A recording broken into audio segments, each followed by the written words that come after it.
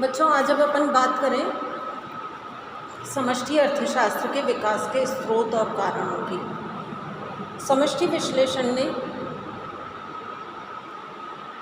आर्थिक विचारों के क्षेत्र में काफ़ी परिवर्तनों को जन्म दिया। आज समष्टि विश्लेषण का या समष्टि अर्थशास्त्र का महत्व बहुत ज़्यादा बढ़ गया है। इसके विकास के लिए कुछ कारण उत्तरदायी हैं, जिनमें सबसे पहला है फिजियोक्रेट्स के भुगतान के चक्राकार प्रवाह से समष्टि अर्थव्यवस्था का शिलान्यास हुआ। उसमें वॉलरस, शुम्पेटर, कैंट और कीन्स आदि ने इसे विकसित किया। दूसरा है मार्शल और पीगू ने राष्ट्रीय लाभांश की धारणा का प्रतिपादन कर समष्टि अर्थशास्त्र के विकास का मार्ग प्रशस्त किया। तीसरा व्यापार चक्रों का विश्लेषण और 1930 की आर्थिक मंदी के भयानक परिणामों ने समष्टि अर्थशास्त्र के महत्व को और बढ़ा दिया। चौथा राज्य के बढ़ते हस्तक्षेप और अर्थव्यवस्था के विकास, नियमन, नियंत्रण और संचालन से समष्टि अर्थशास्त्र को आधार बनाया गया, तो समष्टि अर्थशास्त्र के विकास का मार्ग प्रशस्त हुआ। पांचवा है आर्थिक नियोजन और विकास संबंधी समस्याओं का अध्ययन समष्टि अर्थशास्त्र द्वारा ही संभव होता है। इसलिए आर्थिक नियोजन के बढ़ते महत्व ने समष्टि अर्थशास्त्र के विकास में महत्वपूर्ण योगदान दिया है। फिर लास्ट है अर्थशास्त्र में व्यवहारिक दृष्टिकोण, अर्थव्यवस्था की गत्यात्मक प्रवृत्ति और मौद्रिक अर्थव्यवस्था आदि के विकास ने समष्टि विश्लेषण का महत्व बढ़ाया है। अब हम बात करें समष्टि अर्थशास्त्र के अधिकाधिक उपयोग के कारण और उसका महत्व। व्यष्टि अर्थशास्त्र के सीमित क्षेत्र और उसकी मर्यादाओं के कारण समष्टि अर्थशास्त्र की आवश्यकता महसूस हुई। 1930 की विश्वव्यापी मंदी के संकट ने समष्टि अर्थशास्त्र की उपयोगिता जाहिर की और उसके बाद संपूर्ण अर्थव्यवस्था से संबद्ध आर्थिक विषयों पर समग्र रूप से विचार होने लगा। तो अगर हम इसका महत्व देखें समष्टि अर्थशास्त्र का, तो सबसे पहला महत्व है जटिल अर्थव्यवस्थाओं के सामूहिक संचालन को समझने में सहायक। व्यष्टि अर्थशास्त्र से अर्थव्यवस्था की व्यक्ति इकाइयों का तो ज्ञान होता है, लेकिन अर्थव्यवस्था के संपूर्ण संगठन और संचालन को समझने के लिए समष्टि अर्थशास्त्र का ही सहारा हमें लेना पड़ता है। इसके अभाव में अर्थव्यवस्था की समूची जटिल कार्य प्रणाली को समझना कठिन होता है। दूसरा है आर्थिक नीति निर्धारण। आज के कल्याणकारी राज्य के युग में सरकार ऐसी आर्थिक नीतियों का निर्माण और उनका क्रियान्वयन करती है जिससे राष्ट्रीय आय में वृद्धि हो, रोजगार बढ़े, देश में बचत और विनियोग बढ़े, कीमतों में स्थिरता रहे।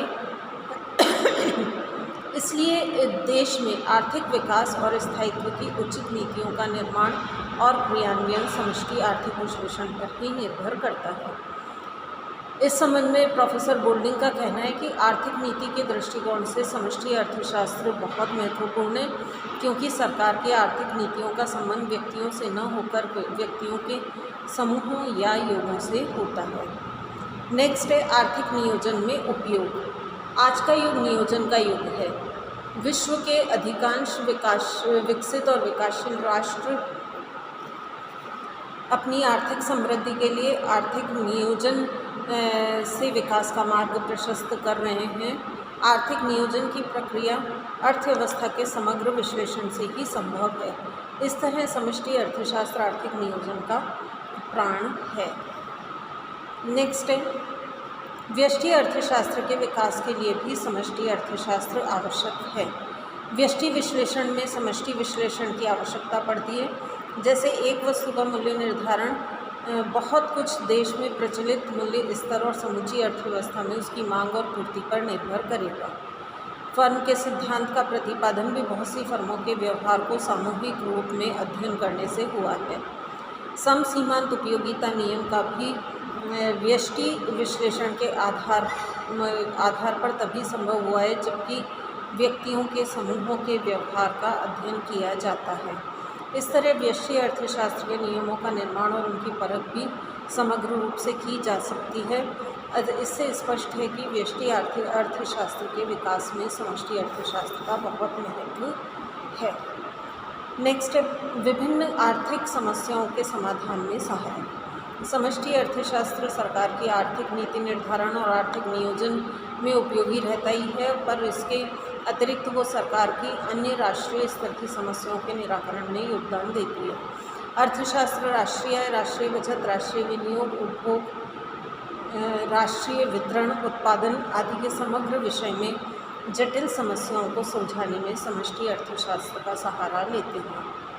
नेक्स्ट है विभिन्न आर्थिक समस्याओं के समाधान में सहायक। समष्टि अर्थशास्त्र सरकार की आर्थिक नीति निर्धारण और आर्थिक नियोजन में उपयोगी रहता ही है, पर इसके अतिरिक्त ये सरकार की अन्य राष्ट्रीय स्तर की समस्याओं के निराकरण में योगदान देता है।